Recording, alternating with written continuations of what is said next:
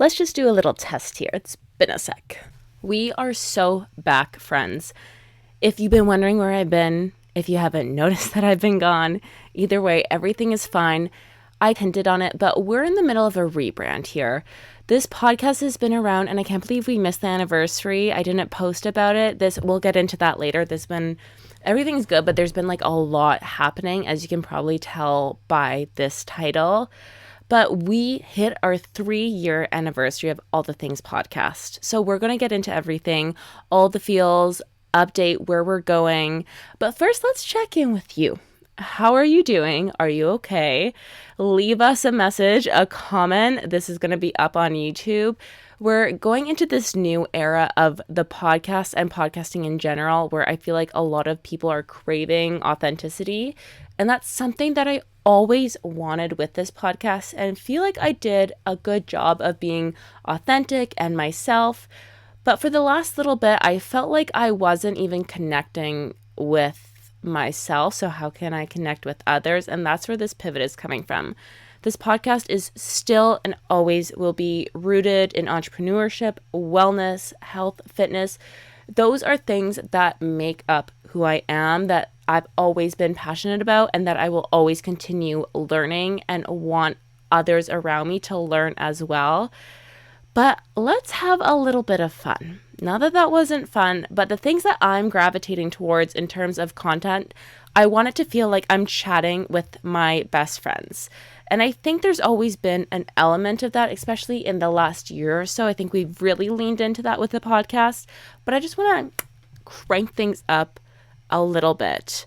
So happy to make this a bigger discussion. If there's things that you guys want to see, if there's guests that you guys want on the podcast, please let me know. But this is the recap episode about everything. And then we're going to get into life in your 20s, quarter life crises, burnout, because that is definitely a big part of this episode and this season of my life. And I think a lot of yours too. We have so much to catch up on, and I feel like I'm rambling a little bit, but that is all part of it. This is a catch up between you and I, just some girlies, some besties talking. With that, though, before I get in, let me ramble a little bit more. Okay, that's just the theme of this episode. We're chatting, you and I. I feel like I've been really burnt out, and I haven't been able to be creative. And I've heard people that I look up to in the creative space, whether it's podcasting, vlogging, musicians, you name it, any field of being creative, when you're burnt out, you lose the love for something that you're so passionate for, and you're not inspired. And that's how I've been feeling the last probably 6 months with the podcast. We'll go into my kind of burnout journey. But this is the first time I'm so excited, and I feel really inspired about where the podcast already is, the community that we've been able to build, and where it's going to go. I'm always trying to change things up, reinvent, and now I feel like I actually have, maybe not the time, but the energy to actually instill the things that I'm wanting to build. And we're in a very good place. So with that, before we get into this episode, I've been trying to wrap my brain around having a weekly segment that doesn't depend on a guest, because you loved solo pods. I love doing solo pods, and something that encapsulates the podcast me, something that's a little bit interactive. So this is our new weekly segment, 3-peat playlist. I thought that was clever. Like, instead of repeat, I'm going to give you 3 songs that I've been loving. And if you don't know, I'm also a fitness instructor. I teach yoga, Pilates, and spin. We'll get into that later. If you know, you know. There's been a lot of changes. A lot. But I am a spin instructor. Stay tuned for where I'm going. Well, that's a whole other tangent. We can't get into that. I have a lot of people that would love to say a few things. I rest my case. Let's get into this 3-peat play. Now, I don't think anyone from Sabrina's team, or from any team for that matter, is really going to be listening to this podcast at this stage. If you are, hi, would absolutely love to interview you. But for that reason, I'm not going to be playing music, because I don't want any copyright issues on any platforms or anything. I'm avoiding all of it. But my first song on this week's 3-peat playlist is, of course, please, please, please buy Sabrina Carpenter. I will save all of your eardrums instead of singing. I think if you have any type of social media, then you know how it goes. I'm pulling it up on Spotify on my phone right now. I love this woman. I'm so obsessed with her. I've listened to every one of her songs and they're all a bop. This one, I'm really excited to see how the album is because it has... Did Jack Antonoff produce this? Do we know? If you don't know, Jack Antonoff and Taylor Swift are besties. They've worked together for the last, 10 years. Maybe I could be getting this wrong. I think they started on her 1989 album and that propelled her into the pop world. That was like her big rebrand from being a country star who does pop to like pop star. And now she just breaks genres. She does it all. But it definitely has that like synthy kind of vibe to it. It's different than Espresso. But I cannot wait for her album. The album's called Short and Sweet. I don't know when it comes out, but you bet I will be, if it comes out at 3 a.m., I will be staying up to listen to it. So that is the first song. Please, please, please buy Sabrina Carpenter. This one, I don't know if you guys will know. I'm sure you know who Suki Waterhouse is. She had a song that went really, really viral on TikTok. Why can't I think of it now? Let me see if I can pull it up. Was it Good Looking? I think it was Good Looking. But she is so talented. I think she's underrated as an artist. People know her because she has a baby with Robert Pattinson, because she had that viral song, because she's acted, but she is a star. I just can't believe we're not talking about her more for her music and just in the general pop culture zeitgeist. If you need summer playlist ideas, she is such a good resource, especially her song My Fun by Suki Waterhouse that has been on repeat the last probably month, and it's the perfect beach day with your girl, sun is shining, and you're just wanting good vibes. This is the track for you. I actually am trying to work it into my yoga playlist too, so if you ever come to my classes, you probably have heard it or will hear it soon. That brings me to my next song. I want to stay on this summer feel-good vibes. It's officially on Friday, so the day after you're listening to this, if you're listening to this right away when it's hot and fresh on Spotify and Apple Podcasts, this is an amazing summer song. I actually have been using this in yoga. It's such a great song to flow to. It's called Pretty Lady by Tash Sultana. Tash Sultana, I think I started listening to her maybe, it was when I had my first co-op, so maybe 5 years ago, maybe? I think that sounds about right.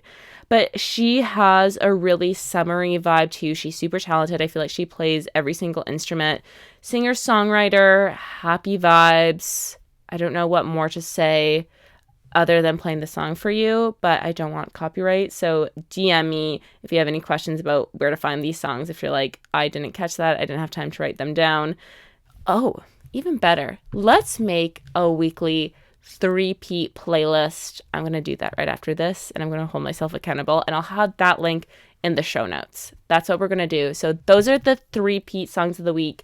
Please, please, please buy Sabrina Carpenter, My Fun by Suki Waterhouse, and Pretty Lady by Tash Sultana. Add it to your summer playlist. Thank me later.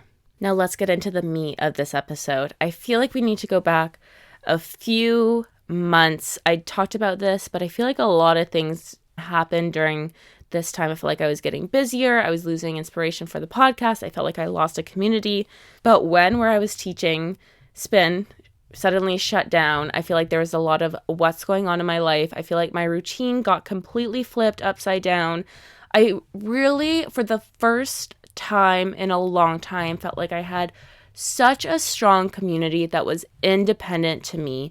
It wasn't from anyone else bringing me into the fold or being introduced. It was something that I found by myself, and that was mine, and that was ours, and that can be shared and had so much potential to grow. And it was just this really beautiful thing and gave me so much grounding in my life and gave me this outlet when I felt stressed and anxious about other things, that I could go to this place, be with these people, put on my instructor cap, and just forget about everything else. And when that was gone suddenly, it's like a weird thing to mourn. If you've ever been on, the best thing I can compare it to is if you've ever been on a sports team and when that ends, I could literally cry right now. I've been so nostalgic lately. I need to bring it up with my therapist. I don't know if it's the season, if it's getting older, if it's my quarter life crisis. But I was on the phone with my parents the other day and I was like, I would literally give my last dollar to go back and have a day. I'm literally going to cry right now. Being in like grade 10, I don't care about the high school part. Like, I would love to see those people, but to have a day of being back in dance class with my best friends on a Thursday night when we were literally at the studio for 6 hours. But it was the best. You're with your best friends for hours on end doing the thing that brings you the most joy. Like, what a beautiful experience that was. And that was like a hard thing to let go of. And that was my identity, was being a dancer and being part of this company for a long time. And then over time, of course, you evolve as a person, you grow, you find other things that you identify with, and it's always a part of you. But I feel like with this, it was something that I started building an identity with, and it was gone so suddenly. And I'm a very routine person. If you know me in real life, then you know I love structure. I love a routine, because then when I have structure, I feel like I can be really creative within that, if that makes sense. So everything was just going through a loop. My full-time job it's a lot of fun, but it's a lot of stress, a lot of deadlines, a lot of urgency, and a lot of learning, which is great. But I'm drinking from a fountain hose at times, just like doggy paddling to keep myself above water. So when I feel like I lost a routine, and not that I lost friendships, but lost seeing my friends built into my routine, it was just something I didn't have to think about. I just was going through it. I was so anxious. I felt like I was having like panic attacks. I couldn't get a hold of my anxiety. I started getting really sick. I felt like every month for the last 3-4 months, I feel like I've had a cold or something. And then the big burnout happened where I had a cold, powered through it, got really, really dizzy for a couple days, thought I was just tired, lack of sleep. I wasn't on a routine, like I said, so I probably wasn't taking my supplements and eating as well as I should have been. And then I got super sick with horrible fever, feeling awful. Literally, I will happily work out for 3 hours a day. It honestly brings me joy. I would go to 2 spin classes, a weight session, and then I would love to go for like a 4-hour walk with my friends or talking to someone on the phone. That's how I feel good. Like, I have the energy to do that.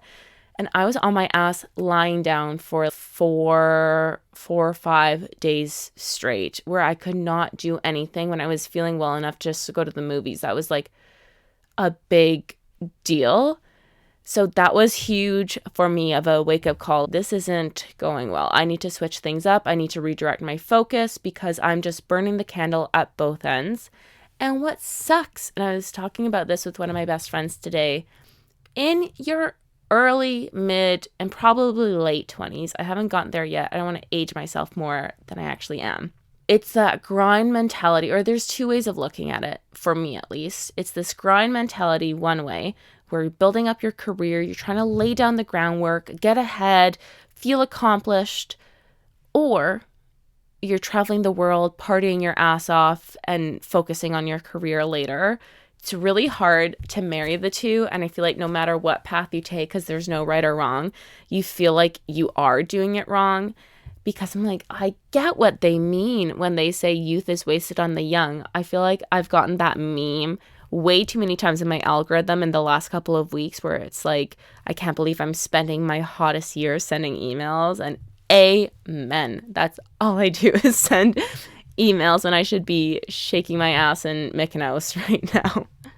Maybe one day when we've been grinding enough, we'll get there. But your 20s are so hard. And the more people I talk to about this, the more I realize everyone feels this way. But not a lot of us want to bring it up or be the first one to be like, actually, it sucks. And not that everything's bad. I feel like I've done episodes before on why I definitely have, why your 20s are the best years of your life. I don't want to be a downer on your 20s. But I think one of the beautiful things and one of the hard things about your 20s is that no matter what you do, you're always going to have a little bit of doubt in yourself if that's the right step, if that's what's going to bring you the most happiness, if this is where you're meant to be. And no one knows the answer. It's all your own journeys. I'm no guru. I'm going through it. I'm simply describing my journey and what led to me feeling burnt out and how I'm trying to navigate it. So hopefully you can connect and we can chat about it, and maybe this resonates with you and you feel validated. But I have been rambling about being burnt out, and that's part of your 20s. I'm having a quarter life crisis and I'm putting it out on the internet in hopes that this helps someone. The good thing though is that I recognized I was feeling like this and that I was burnt out. So here are some of the things I did to get me a few weeks later, about a month later, into a state where I feel inspired, I feel like I have more balance, and I feel like I'm actually ready to go for the things for me that I want to go for. Because when I was burnt out too, and I think even for the last year, and me as a person, what I've realized is if someone else is holding me accountable, I will absolutely do it. And I'm pretty good at holding myself accountable. There's things that I've said I've wanted to do, and for the most part, I go after them. But I'm always the first person to let myself down. So what that means is if someone else is relying on me for a deadline or for anything really, I will make that the priority. But then in turn, I push my own priorities and my own personal deadlines back. And I'm realizing now that that's actually, you can't do that and go after your dreams. You need to also put yourself first. And for a long time, I wasn't doing that in certain aspects, especially with this podcast, from lack of episodes, from lack of content. And it's not that I didn't love it and want to do it. I just didn't have the energy, the inspiration, or the time to do it. So now we can get into what I've done or any changes I've made to get back into this place of feeling inspired. So one is telling myself and getting my body to believe what I'm telling myself when I'm feeling anxious. I'll know mentally that this isn't a big deal. Everything will work out. I do my breath work. I try to ground. I have different tools. But for a while, I could not bring my body out of that fight or flight mode. So while breath work and all these things help me, I've realized too, exercise, getting outside and talking to people that I love and that I know support me are my biggest things. So I think with spin being gone, my whole routine just being shaken up, I wasn't working out as much or as consistently as I was used to, especially being sick and bedridden. Hello, no, I can't even go for a 5-minute walk to the TV to put on Hey You instead of Netflix. I couldn't catch up on any of my housewives. How am I supposed to go for a walk? So having those things, those routine things back is a huge difference. I realized how big of a routine person I am. I always knew that, but just how important that is for me to then be productive in other areas of my life. I need these things. I need a routine to make it happen. And then putting boundaries on certain things. I cannot be every person to everyone of every aspect of my life, and I can only hold space for so much at a time, and I need to hold that space for me too. Like I said, I put a lot of things I've been wanting to do on the back burner in order to make other things work, and that is just not sustainable. So I don't know if you're a 9-to-5 girly, if you're a corporate girly, if you're doing your own thing, if you're an entrepreneur, please make that time for yourself, for your friends, for your partner, to do things that simply just bring you joy, because it will make you more productive and a better human being in general. And the third thing I've done is just honestly tried to care less. And that might not seem like a great thing, but one of my not toxic traits, but something that can get me in trouble with my mental health is that I care a lot. And that's a great aspect of me. That's a great value. That's something that I think also pushes me to work hard, because I actually do give a shit and that I do care about things. But you can go so far on that side where you care too much and it eats away at you. You go and spiral in your mind and you go down this negative pathway. And that's where I was heading. So I'm really trying to honestly care less and be delusional. Being delusional was actually my big goal for 2024, to just make things happen, put things out there in the universe, and things fall where they may. And I lost that when I was caring too much. So I need to care a little bit less, be a little bit more delusional, and that's actually helped me with my burnout. Do we need to talk about a quarter life crisis? I feel like we covered it. Quarter life crisis. I'm joking, but I'm not. I really struggled with my age this year. I've talked about this, I feel like a broken record on the podcast before.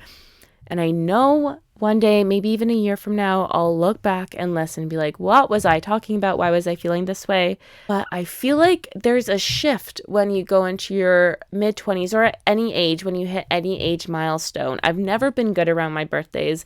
When my childhood dog was having her first birthday, I remember I was so young, crying in the bathtub because she was turning 1, and I was like, no, she can't get any older. I think every pet owner parent will feel that way about their pet or child, but I feel that way about myself too. Time is so strange, and I don't really have any tips for dealing with getting older. I've just tried to realize how much of a beautiful life I have, and that there's so many things to be excited about and look forward to. But your 20s are hard. They're beautiful and they're fun, but they're really, really hard at the same time. And if you're feeling like this, I hope that we can connect more at any age. Maybe you're feeling like this in your 40s, 50s, 60s, 70s. I think every decade, every age brings new exciting adventures, new challenges, new friends, new opportunities. And until we get through it, it's hard to see the path. I looked through things that I found to be difficult in university, and almost through rose-colored lenses of, oh, it wasn't so bad. I could have relaxed more. And I feel like I will do that with my 20s as well. But I just want to open up the conversation, because when I talk to my friends in person, we're all feeling this way a little bit. There's different things happening. All of a sudden, we go from having acne, which I still have, to worrying about wrinkles. You go young, and then all of a sudden you just flip a switch and you're not the youngest person in the room anymore, and you're just expected to deal with it. And I don't know how to do that yet, but we'll get there. I feel like that was a big ramble, a big explanation, maybe sort of on what's been going on the last month, episodes about the podcast, but lots of exciting things. We now have the energy to actually act on them and make them come to fruition. So thank you for being patient with us. Thank you for still tuning in and still being a community, even when I've taken a step back, and allowing me to take that step back. We are back. We're better than ever. We're still sorting it out. We're putting pieces together, coming into this new era of all the things, and we're so excited for it. So thank you for listening. I think I'm going to end the podcast here, unless you want to hear me ramble on more, which I can, but let's put a nice little bow on this and end it here. Thank you so much for listening, and I'll talk to you soon.